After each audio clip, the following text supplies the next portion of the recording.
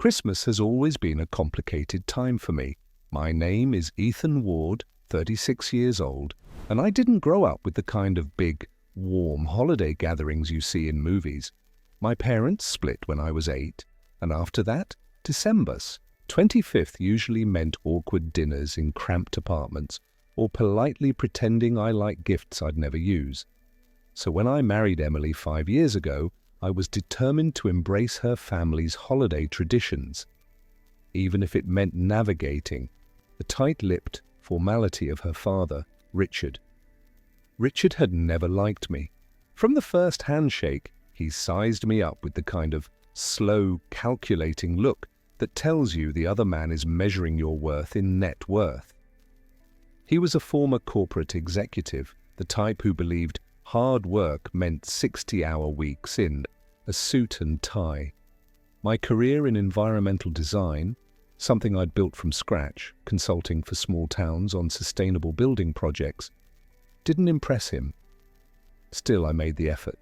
I showed up for birthdays, anniversaries, Sunday lunches. I helped fix the deck behind their lake house last summer without being asked. I laughed at his stories, even the ones where I was clearly the punchline. Emily noticed, I'm sure, but she never stepped in. "He's old-fashioned," she'd say. "He'll come around." That year, the Christmas party was bigger than usual.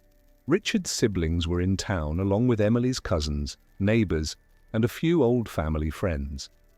Their home, a sprawling colonial with every room decorated like a magazine spread, was glowing with lights, pine garlands, and the smell of roasted turkey.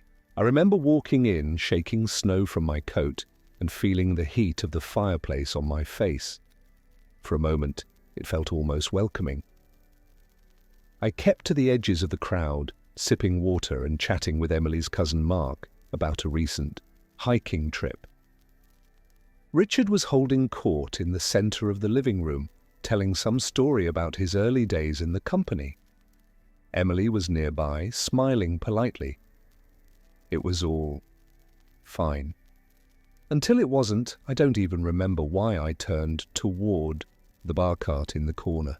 Maybe to refill my glass. Maybe to get out of the way of the group moving toward the dining room. My hand brushed the rim of the tumbler I was holding, and the condensation made it slip just enough. It fell, slow in my memory, fast in reality, and tipped forward. A wave of cold water splashed across Richard's pristine white shirt. Time stopped. Conversations cut off mid-sentence. His face darkened, the veins in his neck tightening. "You idiot!" The words came sharp, like a crack of a whip. Then he moved, faster than a man his age should, and his fist connected with my cheek.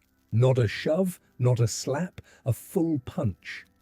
The room gasped. Somewhere in the background, a glass shattered on the floor.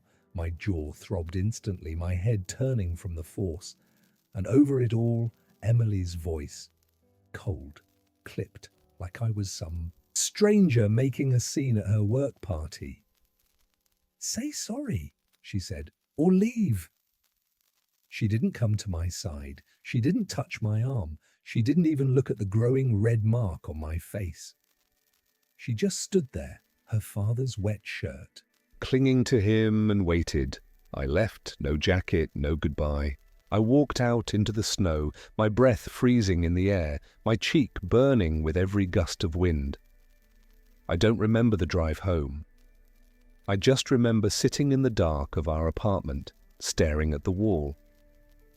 When I finally looked at my phone, the screen was lit up with numbers that didn't seem real. 47 missed calls. I didn't answer a single one of those calls. Not from Emily, not from her mother, not even from Mark, who had always been the most neutral person in that family. The apartment was silent, except for the faint hum of the refrigerator. I sat there, on the couch, my cheek throbbing, the sting of cold water and humiliation still clinging to me. I've never been a man who reacts on impulse. My father taught me that as a kid. Anger burns fast, Ethan. Strategy lasts. He wasn't wrong. I've seen what happens when people let that first rush of rage dictate their moves. They play their hand too soon and end up with nothing. That night, I didn't drink to numb it. I didn't pace the floor rehearsing speeches. I just sat. I replayed the scene in my head over and over, not to torture myself, but to analyze it. The way Richard's hand balled into a fist before I even looked up. The look on Emily's face. Not surprise, not horror, but expectation. As if she had already decided which side she was on. It was the clarity that hurt more than the punch. For years, I'd convinced myself that Richard's coldness toward me was about respect. That if I just proved myself enough, he'd come around. But the truth was right there in the living room, in front of 30 witnesses. He didn't respect. Me and Emily was fine with that. By midnight, the calls stopped. Around 2 in the morning, a single text from Emily lit up the screen. We need to talk. Come over tomorrow. Tomorrow came, and I didn't go. Instead, I walked into my home office and opened my old leather-bound notebook, the one I kept for work, but also for the moments when life demanded precision. On the first page, I wrote the date. Then beneath it, incident, 24th of December. Witnesses present. Public assault. I began listing the names of everyone in the room who'd seen it happen. Not all of them liked me, but facts had a way of cutting through loyalty. People remember when a man twice their age throws a punch at a holiday party. I also made a note of the environment. Bright lighting, open space, nothing too obscure. The view, all the details mattered if this turned into something bigger. I wasn't thinking about revenge yet. I was thinking about defense. Defense against a man who would humiliate me in front of his family, and a wife who would stand by and demand that I apologize to him. Around noon, I called my friend Sam, a former colleague who had gone into private investigations after leaving the police force. I told him I needed a consult, off the record. He didn't ask for details, just said to come by his office the next day. When I hung up, I checked social media. Sure enough, a few of Emily's cousins had already posted group photos from the party. I wasn't in most of them, but in one, a candid shot in the living room. You could see the moment after the punch. My head turned, my hand halfway to my face, and Richard's arms still extended. In the background, Emily stood motionless. I saved the photo to my drive and printed a copy. Evidence wasn't always something you had to ask for. Sometimes people handed it to you without realizing it. That afternoon, I finally answered one call. It was from Emily. Her tone was softer, but her words were careful. "We should talk," she repeated. "My dad feels bad. He wants to clear the air." Clear the air? Not apologize. Not admit what he'd done. I told her I needed time. She didn't like that. I could hear the edge creeping back into her voice before she hung up. That was fine. I had time, and for the first time since Christmas Eve, I had a sense of purpose. The next morning, I drove to Sam's office, a cramped second-floor space above a locksmith shop. The kind of place people walked past without noticing. Sam was exactly as I remembered him. Jeans, coffee in one hand, a look that told you he could read more from your expression than from anything you said. I gave him the short version. The party, the glass, the punch. Emily's words. The 47 missed calls. When I finished, Sam leaned back in his chair. "You're telling me your father-in-law hit you in front of 30 witnesses and your wife told you to apologize to him? That's the summary. And you're not interested in going to the police?" "Not yet," I said.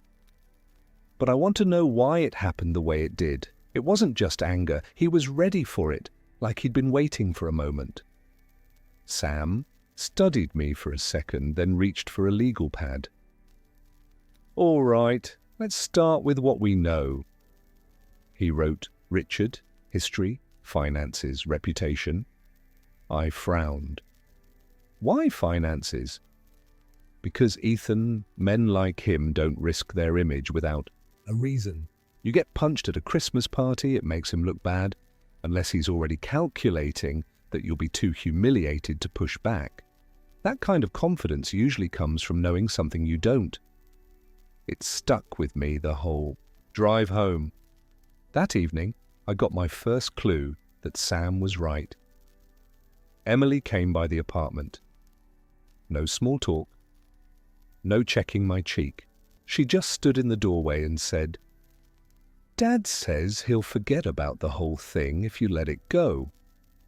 He's worried you might tell people." I almost laughed. Tell people what? That he punched me in front of them? Her eyes narrowed. You know what I mean? The family's name matters. You airing this out would be damaging.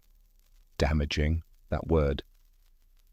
I asked her why her father would be so concerned if it was just a moment of anger. She didn't answer. She just said, "Think about it," and left. That night I started digging. Not into Richard's finances, not yet, but into his public image.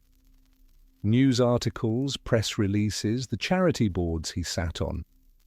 It didn't take long to notice something odd. In the last 6 months, his name had vanished from several committees he'd been on for years. No announcements, no explanations, just gone. Sam's words echoed in my head. 2 days later, I got another piece of the puzzle from an unexpected source. Mark, Emily's cousin, the one I'd been talking to before, the spill, sent me a text. I probably shouldn't say this, but watch your back. He's done this before. When I called, Mark was hesitant. It's not the same, but a couple of years ago, my sister's boyfriend got into it with him over money Richard owed. Family brushed it off, made it sound like the guy was unstable. But it was Richard who started it. I asked why the boyfriend never pressed charges. Pressure, Mark said simply. And Richard's got a way of making problems disappear. After we hung up, I sat in the dark, thinking about Emily's choice of words at the party. Say sorry or leave. She hadn't been shocked or scared. She'd been siding with him instinctively. And if Richard had a history of these kinds of disappearances, maybe Emily knew how this would play out before it even happened. The next morning, I called Sam again. I think there's more to this. He's hiding something, and if I can find it, I'll know why he thinks he can. Hit me in front of his whole family and still win. Sam's voice was calm. Then we start following the money. Sam didn't waste time. By the following afternoon, we were sitting in his office with my laptop open and a legal pad between us. He had already done a preliminary check on Richard's business records, property filings, and any public lawsuits. On paper, Richard looked clean, maybe too clean. That's the problem with men like him, Sam said, tapping the legal pad. They hide their mess where they think no one will look. We need to find a crack, a bad investment, a deal gone wrong. Something he can't afford to have dragged into daylight. I leaned back in my chair. You think the punch was about intimidation? Keep me quiet about something I don't even know exists. Sam nodded. Exactly, which means we don't go at him directly. We pull threads until something gives. We made a list, follow the money, identify any shell companies or trusts tied to Richard's name. Talk to the quiet witnesses, people at the Christmas party who aren't part of his inner circle. Monitor Emily, not in a paranoid way, but to see if she's been coached on what to say. Document everything, every conversation, every piece of evidence, no matter how small. For my part, I started with the second item, Mark had already given me a hint of Richard's history, so I called him again. He agreed to quietly connect me with two of Emily's cousins who'd been near the living room when the punch happened. One of them, a woman named Claire, told me something I hadn't expected. "Before you dropped the glass," she said, "I saw him watching you. He had this smirk, like he knew something was about to happen. I thought it was weird, but then the spill happened and, well, you know the rest." That detail sat heavy in my mind. It fit the theory that the punch wasn't about a glass of water at all. Meanwhile, Sam started on the first item, tracking Richard's money. He found a trail almost immediately. Not a smoking gun, but a curious transaction, a property sale, last year, to a company with no online presence, just a P.O. box in another state. The sale price was suspiciously low for the market. "Could be nothing," Sam said over the phone.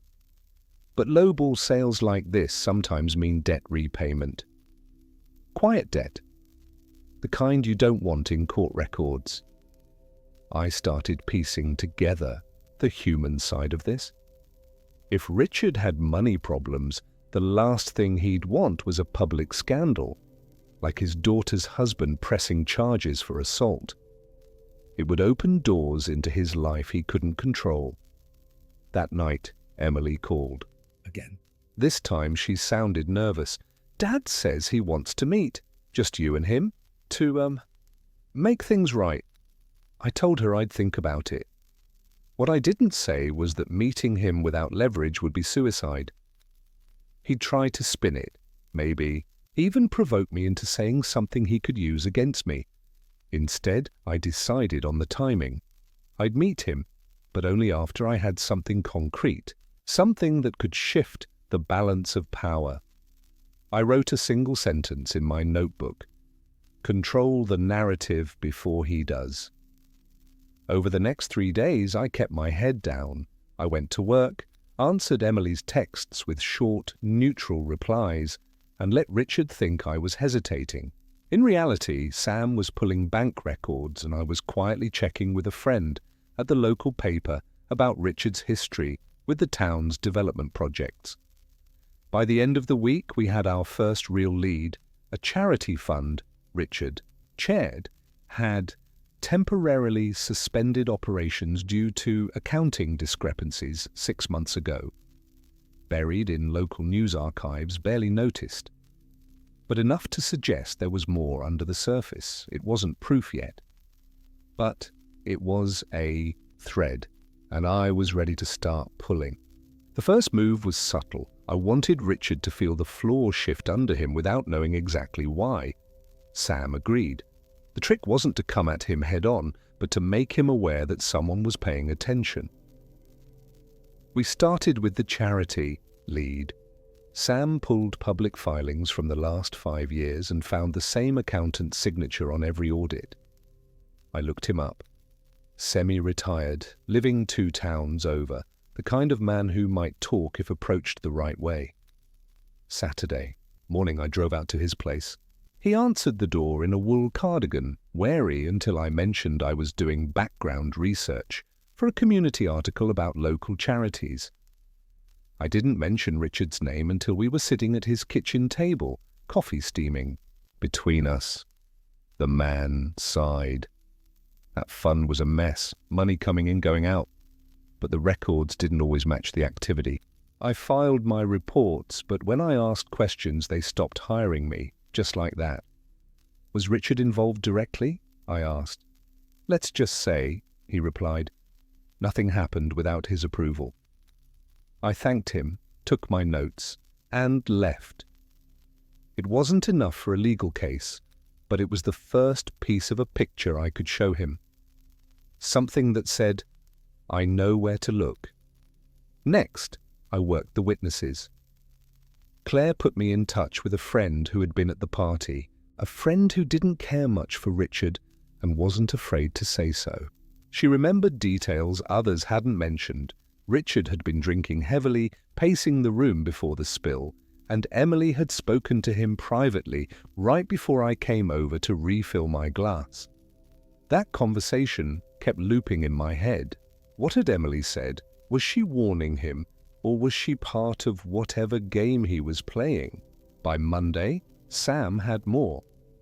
The property sale we found, the buyer's LLC is linked to a holding company in another state, and that company has the same mailing address as one of Richard's old business partners who filed for bankruptcy last year. It clicked. Richard had been shuffling assets, probably to keep them out of reach of creditors or investigators. If that was true, then a public mess with me could have been dangerous for him. It would have invited questions. That night, I finally agreed to meet him. I told Emily I'd have coffee with her father at the country club on Wednesday morning. She seemed relieved, which told me she still believed he could fix this. In reality, I wasn't going to be fixed. I was going to make sure Richard knew I had teeth. Wednesday came. The country club's dining room was half empty, sunlight spilling through tall windows onto white tablecloths. Richard was already seated, coffee in front of him, a smile that didn't touch his eyes. "Ethan," he said, gesturing to the chair across from him. "Glad you came. Let's be men about this." I sat. "Sure, let's." He launched into a speech about misunderstandings, about family tempers, about protecting reputations. I let him talk, sipping my coffee until he paused. Then I slid a single folded sheet of paper across the table, a printout of the charity fund's suspension notice with his name at the top. His eyes flicked down, then back to me. "What's this supposed to be?" "Just something I came across while thinking about our little incident. Made me wonder what else people might be curious about if they started looking too closely." His jaw tightened. "Careful, son." I smiled slightly. "I'm always careful." For the first time since that night at the Christmas party, I saw it, a crack in his composure. And that was enough to know the plan was working. Richard didn't speak for a long moment. He just sat there, one hand wrapped around his coffee cup, the other resting flat on the table as if he were pressing something down inside himself. I'd seen that look before, not on him, but on clients I'd negotiated against. It was the look of a man realizing the other side had leverage. He leaned back, forcing a smile. "You been busy?" I shrugged. I don't like surprises. The meeting ended with no resolution, just a vague, "let's keep this between us" from Richard, and a handshake that was more like a warning. But when I got back to my car, I noticed something odd. 2 missed calls from Mark, the cousin. When I called him back, he didn't waste time. "Ethan, something's going on. I just overheard my mum on the phone with Richard. He's worried you're digging in places you shouldn't. He told her to make sure Emily keeps you distracted." Distracted. That word told me everything. This wasn't about mending fences, this was about buying time. That night, Emily came over again. She brought takeout, tried to make small talk, acted like nothing had happened. Halfway through dinner, she casually mentioned a weekend trip she wanted us to take. Just the 2 of us. No stress, no drama. I didn't call her out on it. Instead, I smiled and said we'd see. But inside, the suspicion settled deeper. Sam's investigation was picking up speed. The property transfers weren't isolated. There were 3 more in the past 18 months, all to entities connected, in some way, to Richard's old business partner. When Sam cross-referenced dates, we found something even more interesting. Each transfer happened within weeks of a large deposit into one of Richard's personal accounts. "If these numbers are right," Sam said over the phone, "he's been liquidating assets and moving the cash quietly. And if he's doing that, there's a reason he doesn't want on record." By Thursday, I had another witness account from the Christmas party. Claire's friend called me back with something she'd remembered. Just before I spilled the water, Richard had stepped closer to me, almost crowding me. Like he wanted you off balance, she said. I started piecing it together. If Richard had been looking for an excuse to lash out, something public, something that could be spun as my fault, then the spilled glass was perfect. Maybe he'd Even hoped I'd hit back. A counterpunch would have made me the aggressor in front of everyone, but I hadn't given him that. And now, instead of being on the defensive, I was quietly stacking cards in my favor. Friday morning, Sam handed me a thin folder. Inside were copies of bank statements, property records, and 2 internal memos from the charity fund's accountant, the same man I'd spoken to. The memos detailed unexplained withdrawals approved by the board chair. Richard. I stared at the papers for a long time. How did you get these? Sam grinned. Let's just say people like to talk when they don't like being left holding the bag. That night, I made my move. I sent Richard a short text. We need to talk. My turn to set the terms. He replied within minutes.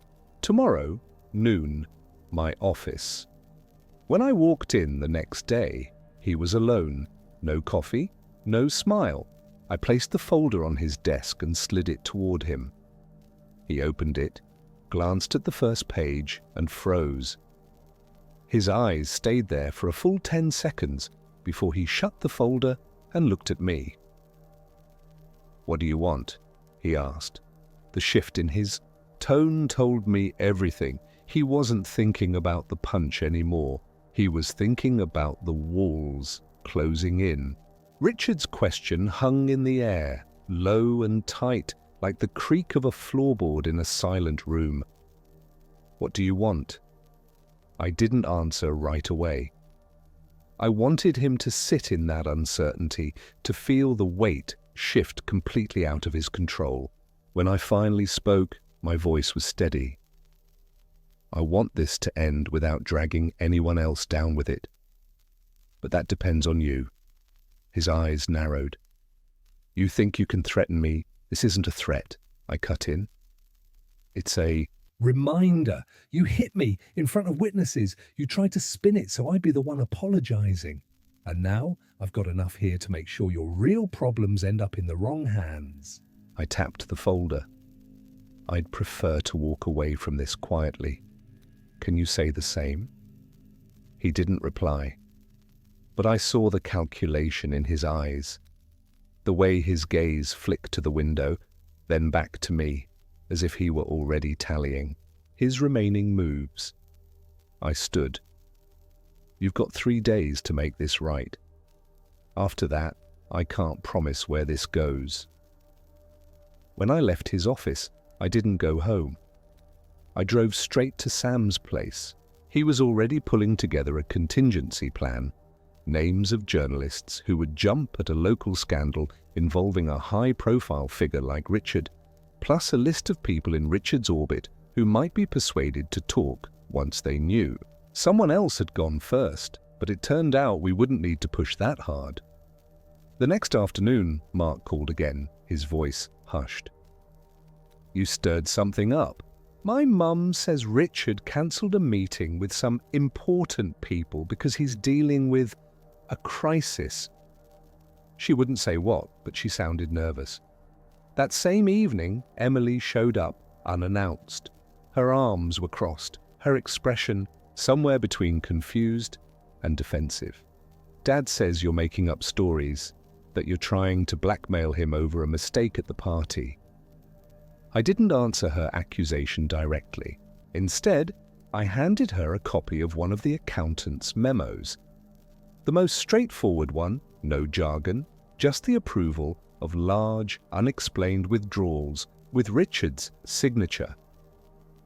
Ask him about this, I said. Her eyes scanned the page, then darted back to me. Where did you get this? Doesn't matter. What matters is that you stop thinking this is just about me and your dad having an argument. It's not. It's about him protecting himself no matter who he hurts. In the process, she didn't respond. She just left, taking the memo with her. 2 days later, the first crack appeared in public. A local business blog posted a short article. Questions raised over charity funds' financial records. It was vague, no names, no accusations, but anyone who knew the fund's leadership would see the implication. Richard called me that night. No pleasantries. "You've made your point. What's it going to take for this to stop?" I kept my voice calm. Full acknowledgement in writing that the incident at the Christmas party was your fault. A public apology witnessed by your family, and you step down from the fund before the board forces you out. He laughed once, bitterly. "You're enjoying this?" "No," I said. "I'm making sure you can't do it again." The following Sunday, Richard hosted a family brunch.